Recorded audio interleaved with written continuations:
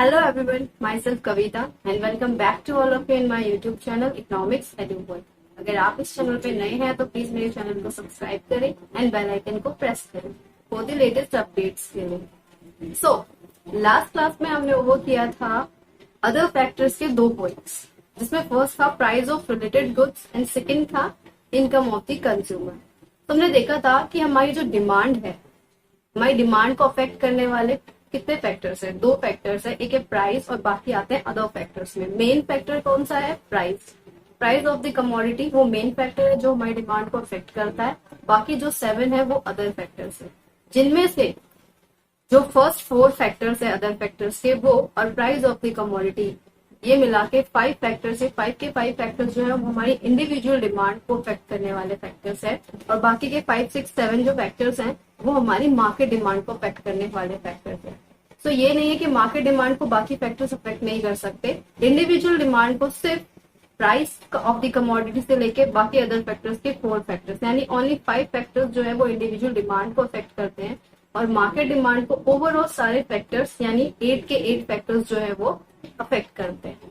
Okay, सो हम आज other factors का 3rd पॉइंट कंटिन्यू करते हैं, टेस्टेस एंड प्रेफरेंसेस। तो लास्ट क्लास में हमने अदर फैक्टर्स के 2 पॉइंट्स कवर किए थे, जिसमें हमने प्राइस ऑफ रिलेटेड गुड्स पढ़ा था। इसमें हमने देखा कि अगर हमारे रिलेटेड गुड्स के प्राइस में अगर इंक्रीज या डिक्रीज होता है सो डिमांड में क्या इफेक्ट होता है।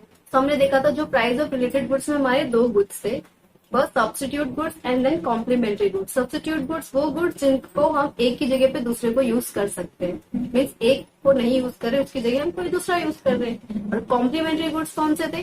जिन्हें हम एक साथ ही यूज कर सकते हैं। नेक्स्ट हमने पढ़ा income of the consumer. Income of the consumer भी किस पे डिपेंड करती है कि जो हमारी कमोडिटी है जिसको हम कंज्यूम कर रहे हैं उसका नेचर क्या है, वो किस नेचर की है। तो हमारे कमोडिटी के नेचर को क्लासिफाई करने के लिए 2 पॉइंट्स हैं, ठीक है, normal goods and then inferior goods, यानी कमोडिटी नॉर्मल है या इंफीरियर है। तो हमने देखा कि नॉर्मल गुड क्या होते हैं, इंफीरियर गुड क्या होते हैं, tone milk and full cream के एग्जाम्पल से। तो इस टॉपिक को समझने के लिए आप मेरी लास्ट वीडियो देख सकते हैं। आज हम फर्दर कंटिन्यू कर रहे हैं अदर फैक्टर्स का ही 3rd पॉइंट, जिसमें है टेस्टेस एंड प्रेफरेंसेस। अब टेस्टेस एंड प्रेफरेंसेस क्या होता है? टेस्ट यानी स्वाद, ओके, प्रेफरेंसेस यानी चॉइसेस। अगर हमारे स्वाद या हमारी चॉइसेस में चेंज आने लग जाए तो डिमांड पर क्या इफेक्ट होगा, उसका मांग पर क्या इफेक्ट होगा। तो tastes and preferences of the consumer directly influence the demand for a commodity. So tastes and preferences जो है किसी भी कंज्यूमर की, वो डायरेक्टली इन्फ्लुएंस करता है किसी भी कमोडिटी की डिमांड को। Okay, they include changes in fashion, custom, habits etcetera. इसमें क्या क्या इंक्लूड होता है? Fashion, custom, habits etcetera. Okay, इसमें फैशन इंक्लूड होता है, कस्टम, हैबिट्स एक्सेट्रा, ये सारी चीजें इसमें इंक्लूड होती है। If a commodity in fashion or is preferred by the consumers, अगर एक कमोडिटी फैशन में है और उसको कंज्यूमर प्रेफर करता है, वो उसकी चॉइसेस में आता है, then the demand for such commodity rises. तो उस कमोडिटी की जो डिमांड है जो फैशन में है उसकी डिमांड जो है राइज हो जाएगी। On the other hand demand for a commodity falls if the consumer have no taste for that commodity. और अगर किसी कंज्यूमर का टेस्ट चेंज हो जाए, मीन्स अब उसको वो पसंद नहीं आ रहा है, तो उस कमोडिटी की डिमांड क्या होगी, उस टाइम पे फॉल होना स्टार्ट हो जाएगी। टेस्टेस एंड प्रेफरेंसेस को समझते हैं हम एक एग्जाम्पल के साथ। For example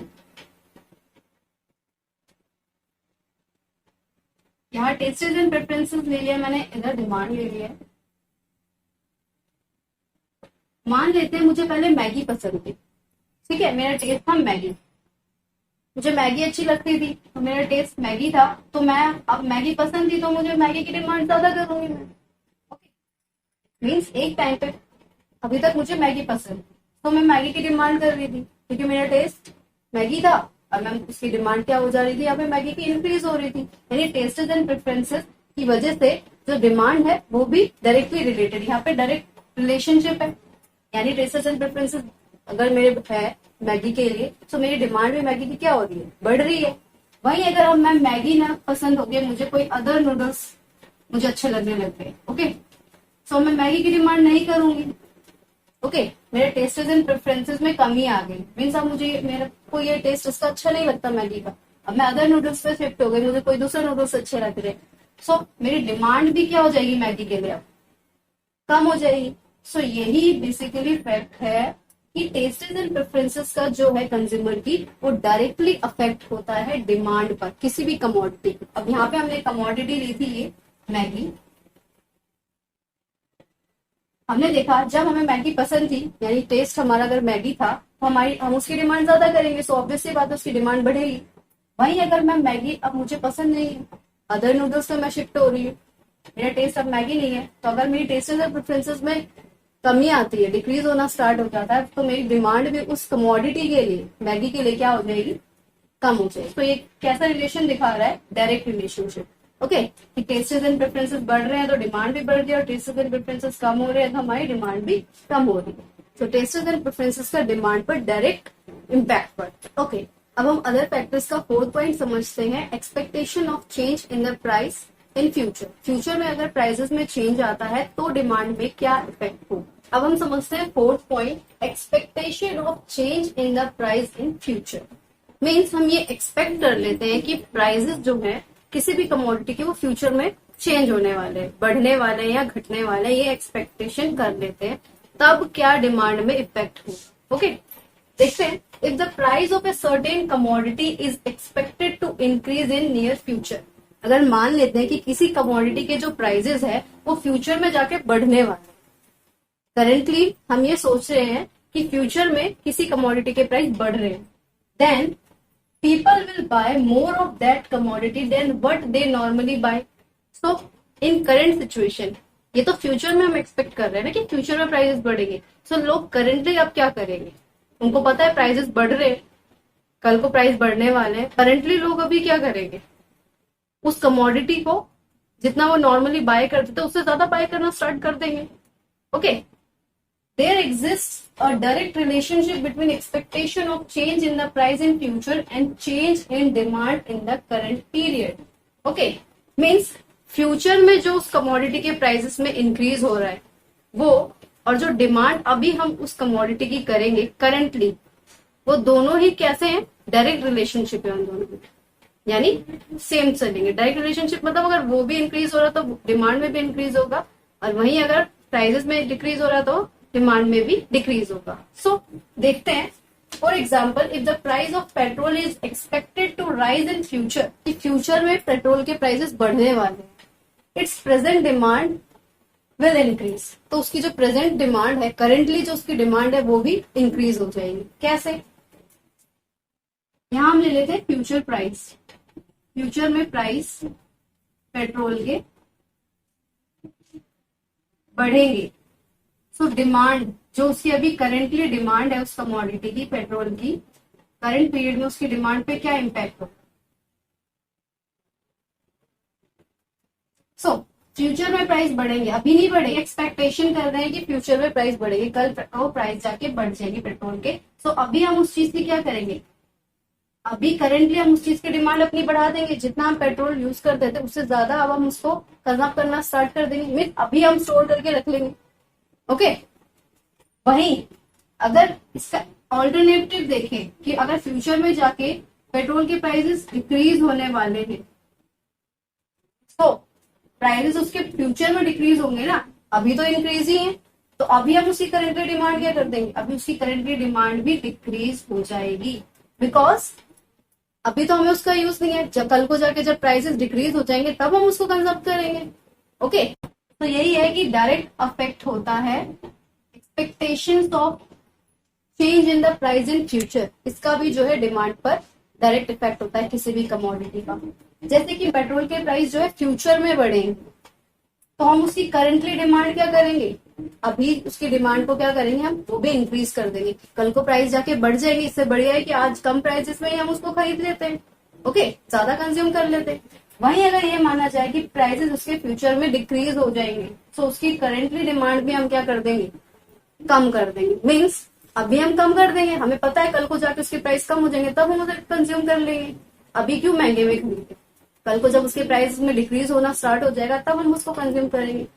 so tastes and preferences के जैसे ही expectation of change in price in future का भी डिमांड पर डायरेक्ट इफेक्ट होता है। ओके, यहाँ हमारा इंडिविजुअल डिमांड को अफेक्ट करने वाले जितने फैक्टर्स है वो कंप्लीट हुए। ओके, समझते हैं कि कौन कौन से फैक्टर्स थे जो हमारे इंडिविजुअल डिमांड को इफेक्ट कर रहे थे।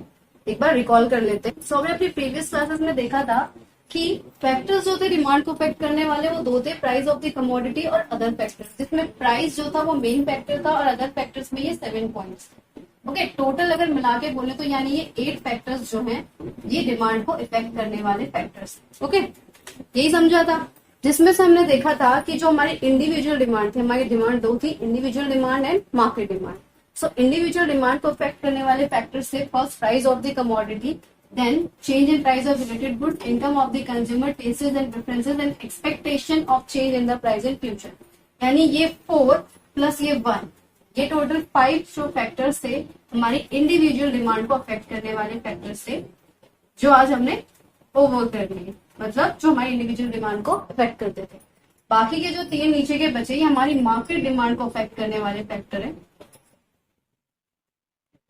Okay, so price of the commodity and other factors के 4 फैक्टर्स, ये सारे फैक्टर्स, ये मिलके 5 फैक्टर्स जो हैं वो इंडिविजुअल डिमांड को अफेक्ट करने वाले फैक्टर्स हैं। यानी इंडिविजुअल यानी जब किसी एक कंज्यूमर की विलिंगनेस या एबिलिटी की बात की जा रही है, वहां पे इंडिविजुअल डिमांड उसको कहते हैं। ओके, मार्केट डिमांड किसको कहते हैं? जहाँ पे ऑल कंज्यूमर्स की बात करी जाती है मार्केट में, वो हमारी मार्केट डिमांड कहलाती है। तो मार्केट डिमांड को ओवरऑल ये सारे फैक्टर्स 8 के 8 जो फैक्टर्स हैं वो इफेक्ट करते हैं, लेकिन इंडिविजुअल डिमांड को ओनली 5 फैक्टर्स ही अफेक्ट करते हैं, price of the commodity and other factors के 4 पॉइंट्स।